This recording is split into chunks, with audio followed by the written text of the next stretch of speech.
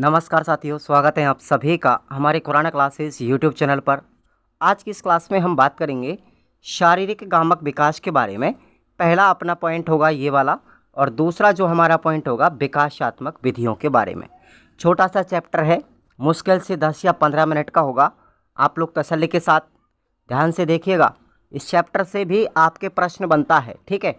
तो शारीरिक गामक विकास जो है इसके बारे में चर्चा करेंगे और विकास की विधियां कौन कौन सी हैं वहां से भी प्रश्न पूछे जाएंगे, तो वहां पर भी आपको ध्यान देना है। चलिए शुरुआत करते हैं। देखिए, सबसे पहले आप लोग हमारे टेलीग्राम को ज्वाइन करो, ठीक है। डिस्क्रिप्शन बॉक्स में लिंक दी गई है टेलीग्राम की, और हमारा जो ऐप है साथियों खुराना क्लासेस, उसको आप लोग डाउनलोड करके इंस्टॉल करके अपने टेस्ट सीरीज़ को ज्वाइन कीजिएगा। सबसे पहले बात आती है साथियों शारीरिक विकास। होता क्या है शारीरिक विकास? इन विकास के सभी आयामों का आधार क्या है? शारीरिक विकास है, शरीर का विकास है। इसके अंतर्गत शारीरिक अंगों व मांसपेशियों का विकास सम्मिलित होता है। इसमें शरीर के अंगों का निर्माण होता है और शरीर के अंदर जो हमारी मांसपेशियां हैं उनका भी विकास होता है। शारीरिक विकास के चक्र, इंपॉर्टेंट क्वेश्चन बनता है शारीरिक विकास के चक्र। एक क्वेश्चन आपका 101% आने के चांसेस होते हैं यहाँ से। अगर पूछा जाए शारीरिक विकास के चक्रों में, तो 4 चक्रों में इसको वर्गीकृत किया गया है। पहला जो हमारा चक्र है 0 से लेकर के 3 वर्ष तक, यानी जन्म से लेकर के 3 वर्ष। और प्रथम चक्र में विकास तीव्र गति से होता है, विकास तीव्र गति से होगा। उसके बाद द्वितीय जो चक्र है वो 3 वर्ष से लेकर के 12 वर्ष तक होगा, विकास इसमें मंद गति से होगा। फिर तीसरा जो चक्र है उसमें हमारी उम्र 13 से 15 वर्ष रहेगी और विकास जो होगा फिर तीव्र गति से होने लगेगा। और चौथा जो चक्र है उसमें उम्र 16 से 18 वर्ष के मध्य, विकास फिर से मंद हो जाएगा। इसको आप लोग एक बार अवस्थाओं के संदर्भ में कनेक्ट करके पढ़ेंगे। तो प्रथम चक्र हमारा सहसावस्था, ठीक है, ओके भाई, सहसावस्था। तो इसमें विकास कैसा होगा? तीव्र होगा। दूसरी जो अवस्था है वो बाल्यावस्था, इसमें विकास क्या हो जाएगा? मंद हो जाएगा। फिर किशोर अवस्था आएगी, किशोर अवस्था में विकास अपना फिर तेज हो जाता है, ठीक है। और चौथी अवस्था अपनी प्रौढ़ अवस्था, इसमें विकास फिर मंद हो जाता है। Is that clear? शायद समझ में आ गया होगा मेरे हिसाब से। श्रीमती हरलॉक का एक कथन है जो वेरी वेरी इंपॉर्टेंट है, साथ ही इसको याद रखना है कि विकास लय आत्मक होता है। विकास लय आत्मक होता है, नियमित नहीं होता। विकास कैसा होता है? लय आत्मक होता है, नियमित नहीं होता। ये कथन किसका है? हरलॉक का है। इंपॉर्टेंट है, याद रखेंगे। शारीरिक विकास को साथियों 2 भागों में बांटा गया है। पहला भाग है हमारा अंगों का विकास, जिसमें अंगों के विकास आते हैं, अंगीय विकास कहलाता है। और दूसरा है मांसपेशियों का विकास, जिसे हम गत्यात्मक, क्रियात्मक या गामक गतिक विकास भी कहते हैं, मोटर डेवलपमेंट भी कहते हैं। अब देखिए, सबसे पहले हम अंगीय विकास की बात करेंगे। अंगीय विकास के अंदर क्या क्या चीज़ें होती है? जैसे लंबाई का बढ़ना, भार का बढ़ना घटना, दांत आना, हड्डियों का मजबूत होना, मस्तिष्क, धड़कन, श्वसन, पाचन प्रणाली और शारीरिक अनुपात, ये सब जो विकास होता है ये किस में होगा?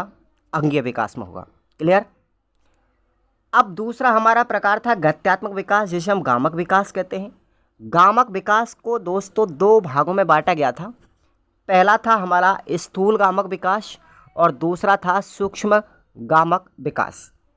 बात करें हम यहाँ पर स्थूल गामक विकास की, तो इसमें क्या होगा? यानी ग्रॉस मोटर डेवलपमेंट। इसके अंतर्गत बड़ी मांसपेशियों के समीकरण होते हैं, जैसे हाथ, पांव, धड़, घुटने, जांघ आदि का जो विकास होगा, ठीक है, ये क्या कहलाएगा? स्थूल गामक, यानी बड़ी मांसपेशियों का विकास। अब इसके अंदर क्रियाएं कौन कौन सी आएंगी? हाथ, पांव, धड़, घुटने, जांघ आदि से हम कौन कौन सी क्रियाएं करते हैं? तो जरा देखिएगा।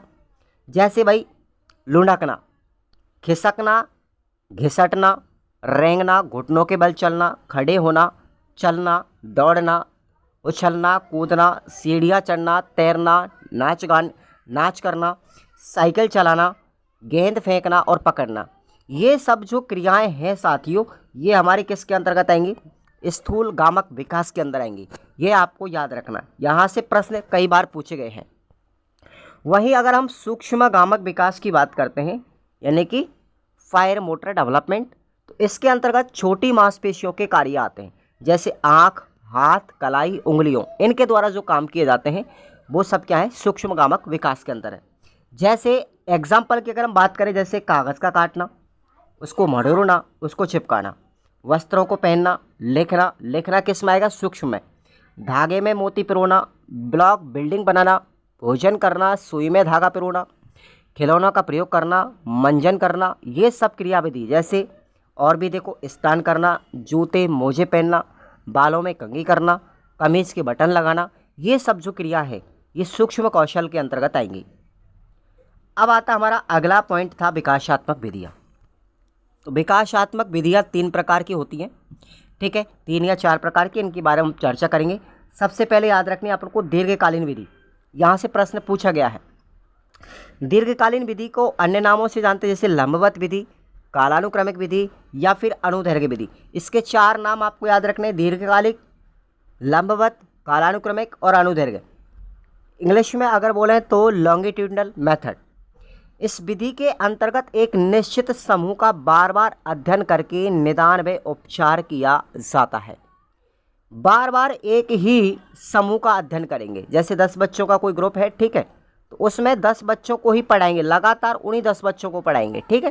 तो ये जो विधि है हमारी, ये कहलाती है दीर्घकालीन विधि। दूसरी है हमारी समकालीन विधि, इसी को हम प्रतिखंडात्मक विधि भी कहेंगे, क्षैतिज विधि भी कहेंगे, अनुप्रस्थ काट विधि भी कहेंगे, यानी इंग्लिश में बोले तो क्रॉस सेक्शनल मेथड। इस विधि के अंतर्गत निश्चित समय सीमा में विभिन्न समूहों का अध्ययन करके निदान में उपचार किया जाता है। जैसे एक ही समय में हमारे ये 2 ग्रुप हैं, इनको एक ही समय में एक साथ पढ़ाया जाए, एक साथ अध्ययन कराया जाए, तो ये कहलाती है समकालीन या अनुप्रस्थ काट विधि। तीसरे नंबर पर हमारी आती है साथियों अनुक्रमिक डिज़ाइन विधि। 3 प्रकार की विधियाँ हैं, इनसे प्रश्न पूछा गए हैं 2-3 बार।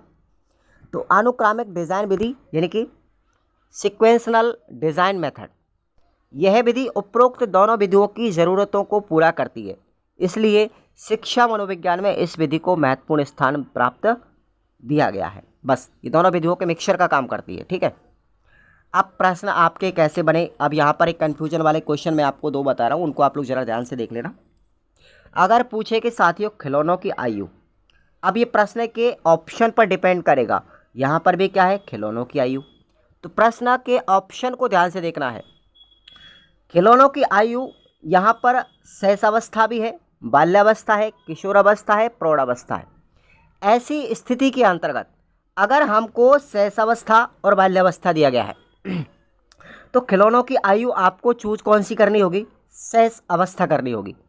अगर बाल्यावस्था नहीं दिया गया है और क्या दिया गया है, पूर्व बाल्यावस्था या फिर उत्तर बाल्यावस्था, तो ध्यान रखना बाल्यावस्था तो है ही। अब मान के चलो ऑप्शन में आपको शैशवावस्था और बाल्यावस्था के स्थान पर क्या दिया गया, पूर्व बाल्यावस्था, तो उस स्थिति में हम शैशवावस्था को नहीं करेंगे, किसको करेंगे, बाल्यावस्था को करेंगे। खिलौनों की आयु, दोनों में आप लोग कन्फ्यूजन समझ लीजिए, अंतर समझ लीजिए। खिलौनों की आयु अगर पूछे कि ऑप्शन में शैशवावस्था और बाल्यावस्था दोनों है, उस स्थिति में आप लोग राइट आंसर शैशवावस्था को करेंगे। अगर ऑप्शन में शैशवावस्था दिया गया है और पूर्व बाल्यावस्था दिया गया है, तो उस स्थिति में आप लोग पूर्व बाल्यावस्था को राइट करेंगे, ये आपको ध्यान रखना है। अब बात करते हैं जैसे पूर्व किशोर अवस्था। पूर्व किशोर अवस्था को हम वयस संधि काल भी कहेंगे। ये 13 वर्ष से 15 वर्ष तक होती है, यानी किशोर अवस्था के पहले का समय। और एक होती है उत्तर किशोर अवस्था, जिसको हम परिपक्व काल कहते हैं, ये होता है 16 से 18 वर्ष के मध्य में। एक होता है साथियों उत्तर बाल्यावस्था, ये 7 वर्ष के 12 वर्ष के मध्य में होती है। और उत्तर बाल्यावस्था को भी 2 भागों में डिवाइड किया गया है। एक तो होता है संचय काल, जिसको हम 7 वर्ष से 9 वर्ष कहते हैं, और दूसरा है परिपक्व काल, परिपाक काल, जिसको 9 वर्ष से लेकर के 12 वर्ष के मध्य बताया गया है। तो इस तरीके से हमारी ये कंप्लीट होती है पहली यूनिट। आप लोगों को कैसा लगा साथियों, एक बार सभी विद्यार्थी कमेंट करके बताइए। आपकी जो पहली यूनिट है वो कंप्लीट हो चुकी है, यूनिट 1 इज़ द कंप्लीट, ठीक है, ध्यान रखेंगे। अब हमारी जो सेकेंड यूनिट आएगी वो आएगी हमारी अधिगम। कौन सी आएगी? अधिगम। आप लोग सभी ध्यान से पढ़ेंगे अधिगम वाले को। पहली यूनिट थी हमारी बाल विकास की, ठीक है भाई, बाल विकास। आप सभी से उम्मीद करता हूँ आपको समझ में आया होगा।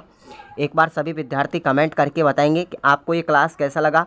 हमारे टेलीग्राम चैनल को ज़रूर ज्वाइन करें, और जो आपके लिए एप्लीकेशन पे आपको जो टेस्ट सीरीज़ चल रही है, उस टेस्ट सीरीज़ का आप लोग ज़रूर फ़ायदा उठाएं। खुराना क्लासेस एप्लीकेशन पर, खुराना क्लासेस एप्लीकेशन पर आपको टेस्ट सीरीज़ चल रही है, जिसका प्राइस अगर देखो आप EVS की ही लेंगे तो आपको केवल EVS की पड़ेगी टेस्ट सीरीज़ 55 रुपये की, ठीक है, ध्यान रखना, बहुत कम प्राइस है। अगर आप साइको की ही लेंगे, केवल साइको की, तो ये पड़ेगी आपको 45 रुपीज़ की। अगर आप रीट का पूरा कॉम्बो ही लेंगे पाँचों सब्जेक्ट का, तो इसमें आपको 151 रुपये की पड़ेगी। तो ये आप लोगों को तीनों ही अपने हिसाब से आप ज्वाइन कर सकते हो, और इसमें आपको बहुत सारे प्रश्न आपको मिलेंगे अभ्यास के लिए, नए नए प्रश्न मिलेंगे। तो मैं चाहता हूँ कि आप लोग इसको ज़रूर से ज़रूर ज्वाइन करें और अपनी एक्सरसाइज ज़रूर करें। मेंस के लिए भी मैं आपको जल्दी ही लेकर आऊँगा, तो सब्सक्राइब कर लीजिए और हर वीडियो को लाइक और मोटिवेशन दीजिए आप लोग। Thank you so much.